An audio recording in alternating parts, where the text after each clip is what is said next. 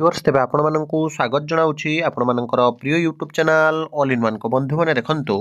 केंद्र कर्मचारी जहाँकि आपण मैंने जानती रिटायरमेंट एज बा जो आपणकर निजुक्तिर अवसर बयस सीमा 62 पर आज राज्य रे आपण जब देखिए अवसर बयस 62 करने को बड़ दाबी धरी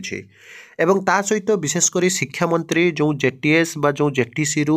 6 वर्षर इनक्रिमेंट सांग को रेगुलर प्रसंग विषय में वर्तमान समय कौन से कथा उठी ना बोली मना करिबारु पुणी थे बड़ आकार दाबी धरी जे शीघ्र जेटीएस को रेगुलर सांग को सबू सुविधा देवाई कथा उठी आपण सबकि जनइबी। प्रथम देखंतु retirement age increase 2024 retirement age increase 2024 Bharat सरकार ने एक बड़ा फैसला ले हुए केंद्रीय कर्मचारी की रिटायरमेंट आयु में 2 साल की बढ़ोतरी करने का निर्णय लिया है। जो थे आप देखिए योजना का नाम रिटायरमेंट आयु बढ़ोतरी योजना रिटायरमेंट एज को बढ़ा जाउछि। लागू होने की तिथि 1 अप्रैल 2025 2025 1 अप्रैल लागू हम। रिटायरमेंट आयु में बढ़ोतरी आप देखिए 2 वर्ष आपंकर बढ़ाई दी जाइए। नई रिटायरमेंट आयु आपंकर 62 वर्ष एवं यहीटा आप देखिए आपंकर क्लीयरली आप देखिपे रिटायरमेंट एज इंक्रीज 2024 रिटायरमेंट आयु में 2 वर्ष की बढ़ोतरी कैबिनेट बैठक में निया गया मंजूरी अर्थात मिली मंजूरी। ओडिशा आपन जो देखिए विभिन्न राज्य में समस्ते दाबी करती जे रिटायरमेंट एज को 62 करने किंतु वर्तमान समय केंद्र सरकार कर्मचारी मानी कैबिनेट बैठक में मंजूरी मिल सारी समस्त केंद्र कर्मचारी रिटायरमेंट एज को आपंकर 62 वर्ष कर दि जाइए। से आपड़ ये देखु जे अवसर बयस सीमा 62 करने को ओडिशा वर्तमान समय दाबी नूतन अनुदान प्राप्त उच्च प्राथमिक विद्यालय बा जो आपंकर रही अपर प्राइमेरी और शिक्षक कर्मचारी संघ पक्षर विभिन्न दाबी पूरण करने को संघ पक्षर सरकार निकट में दाबी गुड़िक शीघ्र विद्यालय गणशिक्षा विभाग पूरण करने को कर्मकर्ता दाबी करिसेंती।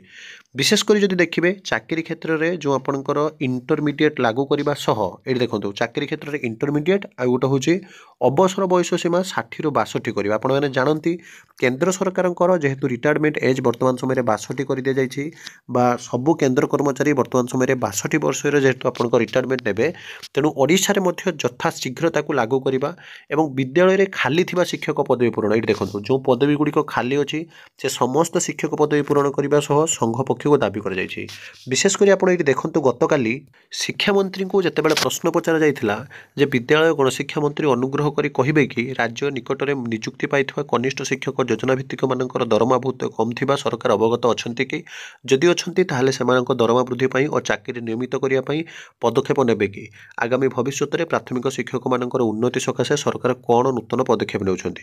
निजे शिक्षा मंत्री नित्यानंद गंड स्पष्ट भाव में कहिथिले विद्यालय गणशिक्षा मंत्री जे राज्य में प्राथमिक और उच्च प्राथमिक विद्यालय गुड़िक कनिष्ठ शिक्षक योजना भित्तिक माने समग्र शिक्षा योजना अधीन में नियोजित होई मासिक 11,100 टंका पारिश्रमिक पाउछंती। उक्त शिक्षक मानकर पारिश्रमिक वृद्धि निमंते एजावत कौन से निष्पत्ति निया जाई नाही अर्थात दरमा वृद्धि विषय बर्तमान सुधा आलोचना ही नहीं। प्रचलित कैरियर एडवांसमेंट पॉलिसी अनुसार योग्य कनिष्ठ शिक्षक योजना भित्तिक माने 6 वर्ष निरवच्छिन्न और संतोषजनक कार्य करने पर नियमित हे 6 वर्ष से आपंकर कॉन्ट्राक्चुअल रहा। तेणु आज देखु विभिन्न संगठन सबुबले चाहूँगी जे जो प्राइमरी शिक्षकों को सरकार एत अवहेला कर पूर्ण दरमा देवाई ता सहित छात्र छात्री को विद्यालय में क्रीड़ा भित्तिभूमि जगाइबा दिगरे पदक्षेप ना सहित शिक्षकों को पेंशन प्रदान भली दाबी पूरण करने को संघर सभापति अजय कुमार महारणा साधारण संपादक प्रताप चंद्र दीक्षित कोषाध्यक्ष ज्ञानरंजन षडंगी सांबादिक सम्मेलन में दाबी करते ये पेपर आज आप देखिपारे 2/12 बा 2 डिसेम्बर आपंकर देखिपारे जहाँकि वर्तमान समय दाबी कर तेणु आपंकर शिक्षक नियुक्ति जो समस्या अच्छी यथाशीघ्र शिक्षक नियुक्ति देवा सहित शिक्षक मानकर दरमा वृद्धि विशेषकर आपंकर जदि देखिए जो केंद्र सरकार 62 वर्ष वर्तमान समय लागू हो 1 अप्रैल 2025 रु राज्य सरकार क्षेत्र में अवसर बयस सीमा 62 करने जोरदार रे वर्तमान सरकार को दाबी उपस्थापन करा जाउछि। तो ये थिला आपण मानक पई दुईटी न्यूज अपडेट जहाँकि आपण माने चैनल रो पाई पारिले तेणु ये सब ऑथेंटिक जेन्युइन और ट्रस्टेबल इनफॉरमेशन पाई चैनल को सब्सक्राइब लाइक शेयर करंतु। विदाय दिंतु एक नया वीडियो सहित पुणी थे आपण मानक पाखक आसीबे बंद उत्कल जननी।